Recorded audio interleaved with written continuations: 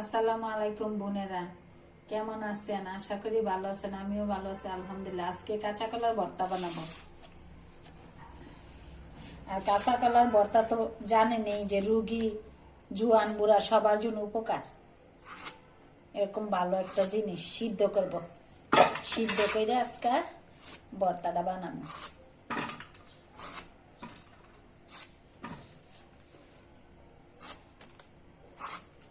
চুলা সহ সিদ্ধ করবো, কলাটা সুন্দর থাকবো। এখন পরিষ্কার করে ধুইয়া নিব, পরিষ্কার করে ধুইয়া নিতেছি।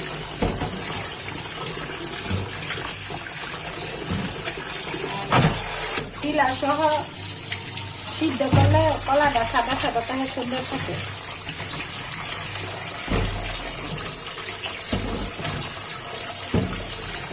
কলা সিদ্ধ বসাই দিলাম, এখন ডেকে দিব সিদ্ধ হওয়ার জন্য। সিদ্ধ হয়ে গেছে। আর চুলা সহ সিদ্ধ করলে কলাটা সুন্দর থাকে। কড়াইটা গরম হয়েছে, আমি সয়াবিন তেল একটু ঢেলে দিচ্ছি, মরিচ গুলা বেজে নিব।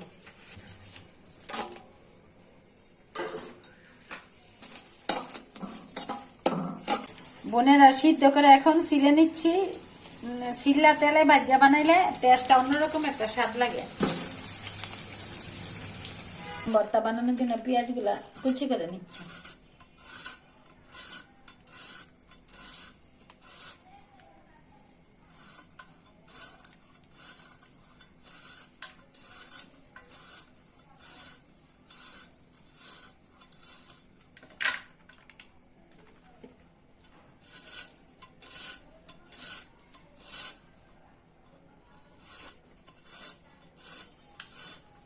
এখন মরিচটা ডলে নিচ্ছি।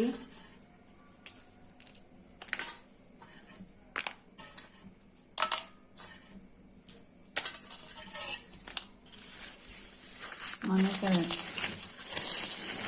কাঁচা কলার ভর্তাটা অনেক উপকারী। ভিটামিন আছে, মিনারেলস আছে। পুষ্টিবিদরা বলে যে অনেক উপকারী কলার ভর্তা। আর কলার ভর্তা আমরা মা চাচিরাও আমাদেরকে খাওয়াচ্ছে, বলছে বাচ্চা বুড়া সবাই এগুলা খাইতে পারে। আর উপকারী জিনিস। মা চাচিরা আমাদের পেট ফাঁপা হলে ছোটকালে এরকম মানে কাঁচা কলা ভর্তা টর্তা খাওয়াইতো, তখন তার বুঝতাম না যে এগুলা এত উপকারী। এখন ডাক্তার কাছে গেলে ডাক্তার তাই বলে। আজকে ভর্তায় ধনিয়া পাতা দিব না,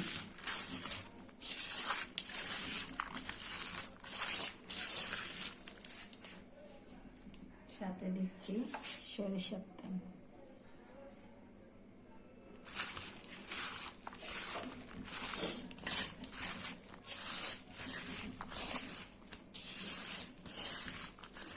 এই যে বোনেরা দেখুন, শুকনা মরিচ, পেঁয়াজ, লবণ এবং সরিষার তেল দিয়ে যে ভর্তাটা বানাইছি এটাই এক ধরনের একটা মরিচ ভর্তা, ঠিক আছে? আর শুকনা মরিচটা যে কোনো ভর্তাতে দিলে টেস্ট অন্যরকম আসে। এখন কলাগুলা এই যে বেজে নিচ্ছি, ভিতরে পানি নাই। এই যে দেখুন কি সুন্দর বাল্লা বাল্লা হয়েছে। এটা একটা লোভনীয় ভর্তা, যেমন শরীরের উপকারী, এমন গরম ভাত দিয়ে খাইতে অন্যরকম একটা স্বাদ। আর যদি তার সাথে কলাটা বাইর জানেন সিদ্ধ হওয়ার পরে তেলে, তাহলে আরো অন্যরকম একটা স্বাদ লাগে। সিদ্ধ করে বানাইতে পারেন, সিদ্ধর পরে বাইজা নিলে আর একটু স্বাদ বেশি লাগবে। আর গরম ভাতের সাথে খাইলে তো এটা অতুলনীয় মজাদার স্বাদ হয়।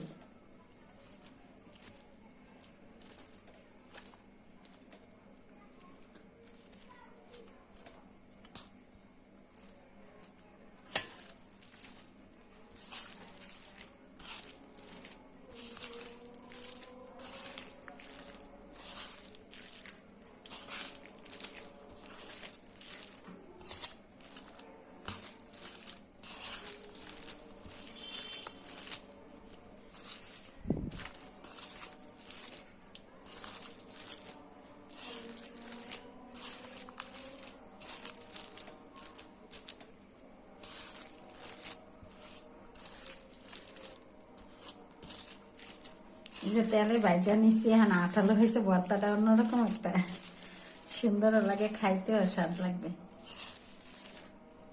ভর্তাটা হয়ে গেল, দেখি টেস্ট করে। ও অনেক স্বাদ হয়েছে, লুবনীয় একটা ভর্তা, গরম ভাত দিয়ে খাবো তো অন্যরকম একটা টেস্ট। বোনেরা ভালো থাকবেন, সুস্থ থাকবেন, আমার ভিডিওগুলো বেশি বেশি দেখবেন, লাইক করবেন, শেয়ার করবেন। আল্লাহ হাফেজ।